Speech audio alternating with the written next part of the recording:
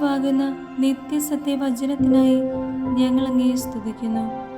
യേശുവേ, അങ്ങയുടെ പരിശുദ്ധാത്മാവിനെ നൽകി അങ്ങയുടെ മാഹാത്മ്യം കാണുവാൻ ഞങ്ങളുടെ ഉൾക്കണ്ണുകളെ തുറക്കണമേ.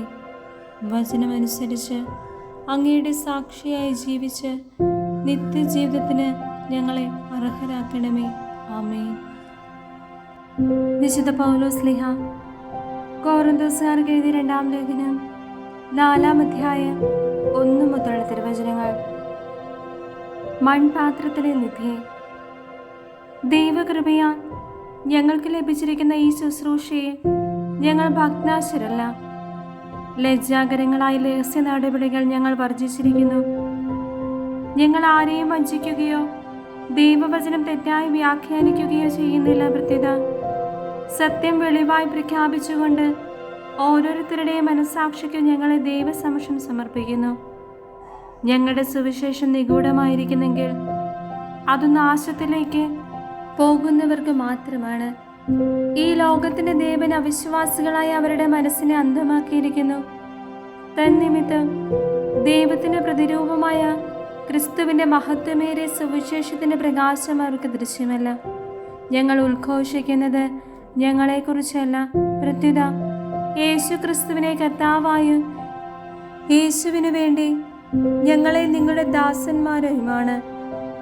അന്ധകാരത്തിൽ നിന്ന് പ്രകാശം ഉദിക്കട്ടെ എന്ന് അരുളി ചെയ്ത ദൈവം തന്നെയാണ് ക്രിസ്തുവിന്റെ മുഖത്ത് വെളിവാക്കപ്പെട്ട ദൈവ തേജസ്സിനെ പറ്റിയുള്ള അറിവിന്റെ പ്രകാശം ഞങ്ങൾക്ക് തരേണ്ടതിന് ഞങ്ങളുടെ ഹൃദയങ്ങളെ പ്രകാശിപ്പിച്ചിരിക്കുന്നത്. എന്നാൽ പരമമായ ശക്തി ദൈവത്തിൻ്റെതാണ്, ഞങ്ങളുടേതല്ല എന്ന് വെളിപ്പെടുത്തുന്നതിന് ഈ നിധിമൺപാത്രങ്ങളിലാണ് ഞങ്ങൾക്ക് ലഭിച്ചിട്ടുള്ളത്. ഞങ്ങൾ എല്ലാവിധത്തിലും ഞെരുക്കപ്പെടുന്നു, എങ്കിലും തകർക്കപ്പെടുന്നില്ല. വിഷമിപ്പിക്കപ്പെടുന്നു, എങ്കിലും ഭഗ്നാശരാകുന്നില്ല.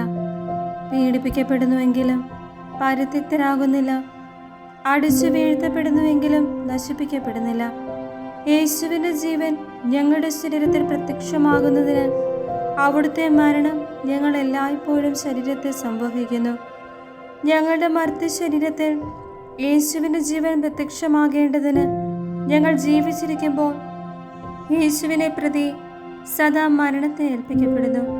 തന്നിമിത്തം ഞങ്ങളിൽ മരണവും നിങ്ങളിൽ ജീവനും പ്രവർത്തിക്കുന്നു. ഞാൻ വിശ്വസിച്ചു, അതിനാൽ ഞാൻ സംസാരിച്ചു എന്ന് എഴുതിയവൻ്റെ വിശ്വാസ ചൈതന്യം തന്നെ ഞങ്ങൾക്കുള്ളതുകൊണ്ട് ഞങ്ങളും വിശ്വസിക്കുകയും സംസാരിക്കുകയും ചെയ്യുന്നു. കർത്താവായ യേശുവിനെ ഉയർപ്പിച്ചവൻ യേശുവിനോട് കൂടെ ഞങ്ങളെയും ഉയർപ്പിക്കുമെന്നും നിങ്ങളോടൊപ്പം അവിടുത്തെ സന്നിധിയിൽ കൊണ്ടുവരുമെന്നും ഞങ്ങൾ അറിയുന്നു. ഇതെല്ലാം നിങ്ങൾക്ക് വേണ്ടിയാണ്. അങ്ങനെ കൂടുതൽ കൂടുതൽ ആളുകളിൽ കൃപ സമർത്ഥമാകുന്നത് വഴി ദൈവമഹത്വത്തിന് കൂടുതൽ കൃതജ്ഞത അർപ്പിക്കപ്പെടുന്നു. അനശ്വരതയിലുള്ള പ്രത്യാശ. ഞങ്ങൾ ഭഗ്നാശരാകുന്നില്ല. ഞങ്ങളിലെ ബാഹ്യ മനുഷ്യൻ ക്ഷയിച്ചുകൊണ്ടിരിക്കുകയാണെങ്കിലും ആന്തരിക മനുഷ്യൻ അനുദിനം നവീകരിക്കപ്പെടുന്നു.